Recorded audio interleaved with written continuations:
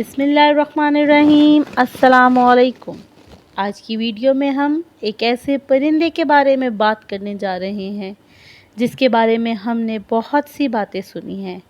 اس پرندے کو کوئی منحوس کہتا ہے تو کوئی گھر میں پریشانی لانے والا۔ تو ہم بات کر رہے ہیں الو کی۔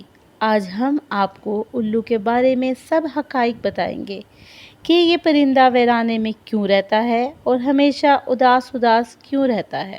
آپ نے دیکھا ہے الو کبھی بھی آبادیوں میں نہیں رہتا، ہمیشہ الو آپ کو ویرانے میں ہی ملیں گے اور اداس نظر آئیں گے۔ تو آج ہم جانیں گے کہ الو ویران جگہوں پر ہی رہنا کیوں پسند کرتا ہے۔ آج آپ کو اس کی پوری سچائی ہم بتائیں گے کہ یہ ہمیشہ ویران جگہوں پر ہی کیوں رہتا ہے اور ہمیشہ کیوں اداس نظر آتا ہے۔ ایک شخص حضرت امام جعفر صادق علیہ السلام کی خدمت میں حاضر ہوا اور پوچھا کہ آپ مجھ کو بتائیں کہ یہ الو ویران جگہوں پر ہی کیوں رہتا ہے اور ہمیشہ اداس کیوں نظر آتا ہے۔ جب حضرت امام جعفر صادق علیہ السلام نے یہ سنا تو آپ فرمانے لگے، اے شخص، اس پرندے کو جیسا تم دیکھ رہے ہو ہمیشہ سے ایسا نہیں تھا، اور نہ ہی یہ ویرانے میں رہتا تھا اور نہ ہی یہ اداس رہتا تھا۔ اس کے ساتھ ایک واقعہ پیش آیا۔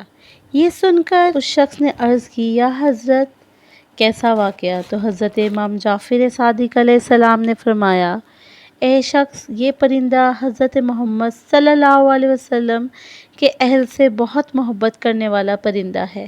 یہ ویران جگہ پر ہمیشہ نہیں رہتا تھا، مگر جب سے کربلا کا واقعہ ہوا اس کے بعد سے یہ پرندہ ویران جگہ پر رہنے لگا۔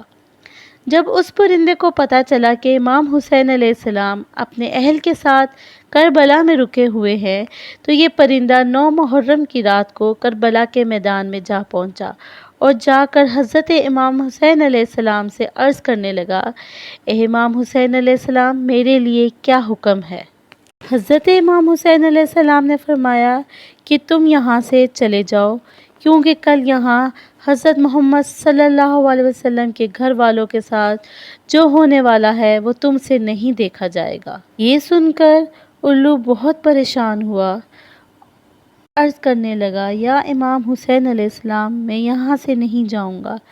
جب وہ پرندہ ضد کرنے لگا تو امام حسین علیہ السلام نے اس کو وہاں رکنے کی اجازت دے دی، اور اس کے بعد اس پرندے نے کربلا کا پورا واقعہ دیکھا کہ یزید نے کیسے حضرت امام حسین علیہ السلام کے گھر والوں پر اور ان کے اصحاب پر ظلم کیا، کیسے امام حسین علیہ السلام کو شہید کیا گیا، کیسے آپ کا سر تن سے جدا کیا گیا اور کیسے آپ کی لاشوں پر گھوڑے دوڑائے گئے۔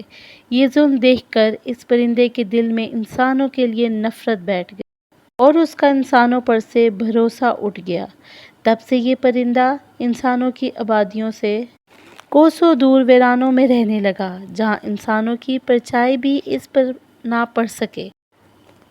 اسی طرح ایک اور روایت میں امام علی رضا علیہ السلام فرماتے ہیں کہ یہ پرندہ حضرت رسول خدا صلی اللہ علیہ وسلم کے زمانے میں گھروں پر اور محلوں میں رہتا تھا۔ جب کوئی انسان کچھ کھا رہا ہوتا تھا تو اس کے سامنے آ کر بیٹھ جاتا اور لوگ بھی اس کو کچھ نہ کچھ کھانے کو دیتے تھے۔ وہ اسے کھا کر پھر اٹھ جاتا تھا، لیکن جب امام حسین علیہ السلام شہید ہوئے تو اس نے آبادیوں کو چھوڑ دیا اور ویرانے پہاڑوں اور صحراؤں کو بسا لیا اور کہنے لگا، تم بدترین قوم ہو کیونکہ تم نے اپنے نبی کے فرزند کو شہید کر دیا، مجھے اب تم پر بھروسہ نہیں۔ امام صادق علیہ السلام فرماتے ہیں، الو پورے دن روزہ رکھتا ہے اور رات آنے پر خدا کے ذکر سے افطار کرتا ہے، اور پھر اس وقت تک سے لے کے صبح تک امام حسین علیہ السلام پر نوحہ و ماتم کرتا رہتا ہے۔